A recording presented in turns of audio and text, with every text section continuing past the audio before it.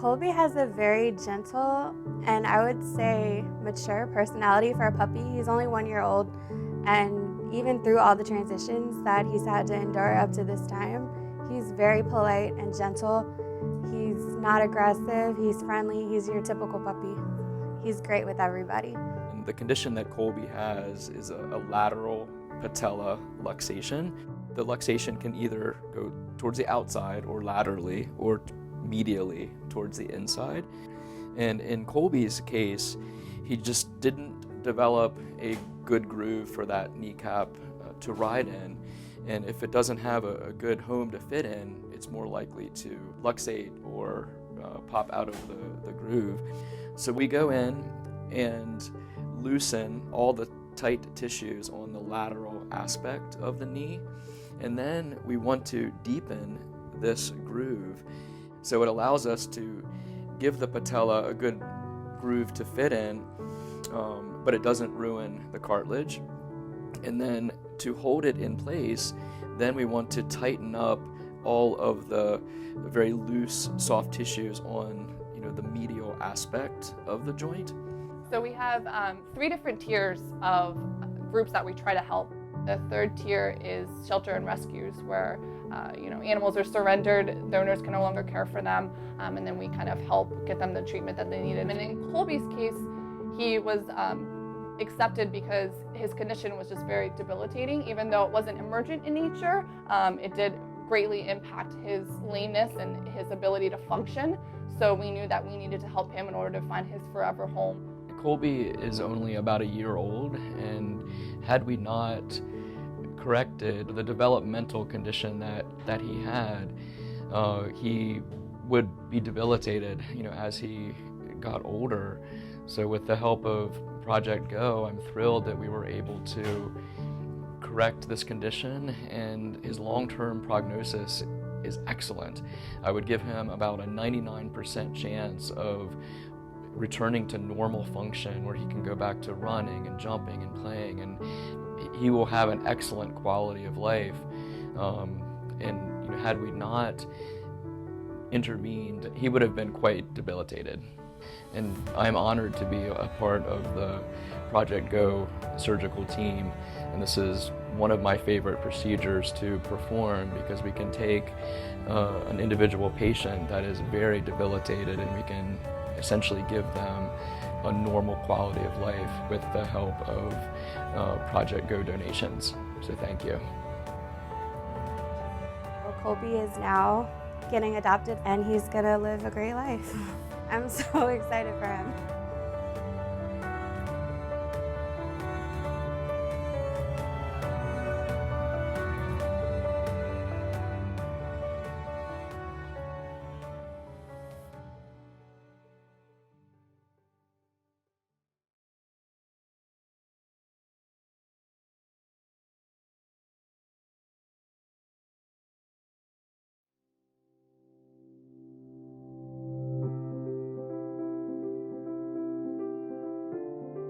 My name is Trooper Matt Warren. I've been with the Connecticut State Police since October of 2008. I've been a dog handler with the Connecticut State Police since January of 2014. That's when I was given my dog, and that began a 16-week training process through patrol school for him and I. And after that, we were both very fortunate enough to be selected for search and rescue. Porter and I, he lives with me, and 24/7, round the clock, anywhere I go, he goes. Whether it's the grocery store or the gym, things like that. He comes with me, and when we go to work, we work, and as soon as we're done work, we come home. I take my uniform off. He takes his collar off, and he's a normal dog at that point.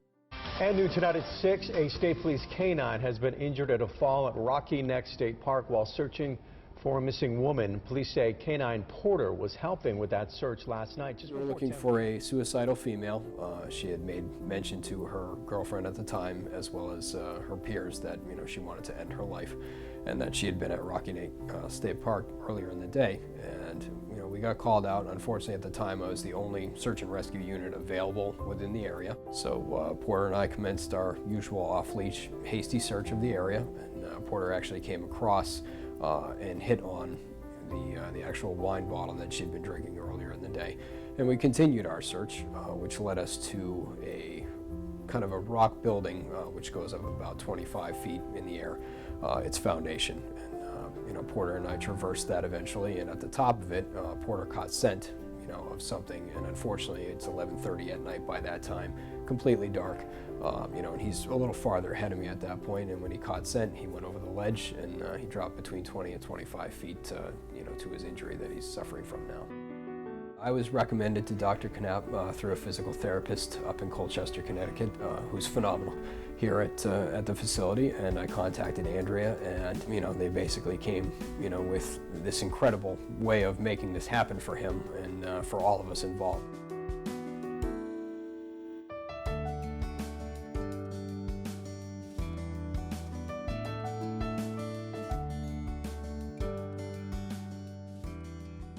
Immediately coming in here, Dr. Knapp spent some time with my dog, obviously testing his range of motion, testing him to see what possibilities we could explore. And the fact that he was in agreement with me on the conservative approach first and willing to explore different avenues than just sticking pins and needles in him, that first impression alone, hit very well with me. He is my partner. We do work together as a team and as a unit, but he also does live with me as a dog, as a pet, so he's basically a 4-year-old child to me.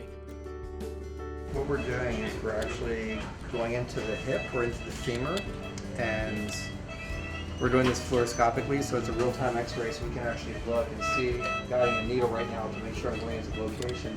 This is where we're going to be getting the stem cells from, is right into here.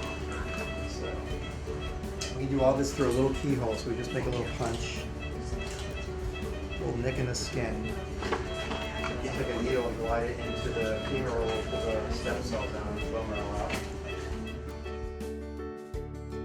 So we collect bone marrow from the femur, we place it in a concentrating device, and we spin it in a centrifuge for 10 minutes at 3,600 RPMs, separates into 2 layers.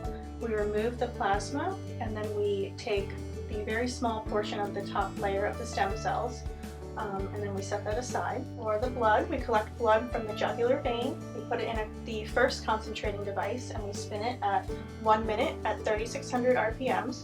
Then we'll separate into 2 layers. We will remove that and place it in a second concentrating device. We will remove all but 4 mLs, and then the 2 will get combined just prior to injection.